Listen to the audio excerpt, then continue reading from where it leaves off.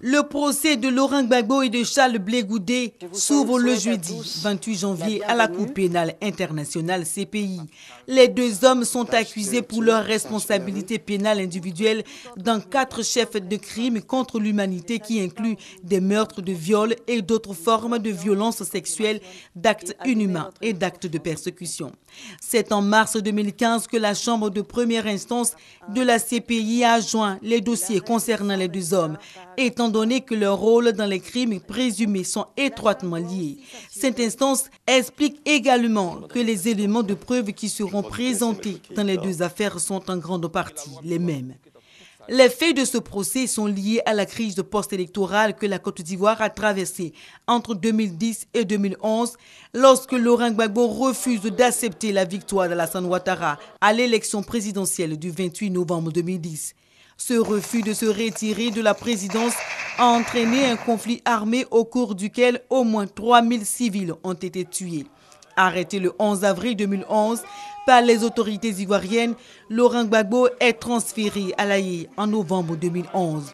Blé Goudé, quant à lui, exilé au Ghana après la chute du régime, a été arrêté et envoyé à la CPI en mars 2014. Débuté en 2012, le procès de Laurent Gbagbo a mis du temps. En février 2013, la Chambre préliminaire a entendu les preuves contre l'ex-chef d'État afin de déterminer la confirmation des charges portées à son encontre. 4 mois plus tard, une majorité des juges de la Chambre préliminaire a conclu que la procureure Fatou Bensouda n'a pas réussi à présenter suffisamment de preuves pour soutenir les charges. Les juges ont donc accordé au bureau de la procureure une extension pour leur enquête. En juin 2014, après avoir examiné ces preuves supplémentaires soumises par l'accusation, une majorité des juges de la Chambre préliminaire a confirmé les charges contre Laurent Gbagbo. En décembre de la même année, la Chambre a confirmé les charges contre Blé Goudé. Après avoir joint les deux affaires en mars 2015, la Chambre de première instance a repoussé le début du procès jusqu'au 10 novembre 2015. La date du procès a été de nouveau retardée en fin octobre 2015 à la suite d'une demande adressée aux juges de la CPI par les avocats de Laurent Gbagbo qui visait à évaluer si sa santé lui permettrait de participer au procès.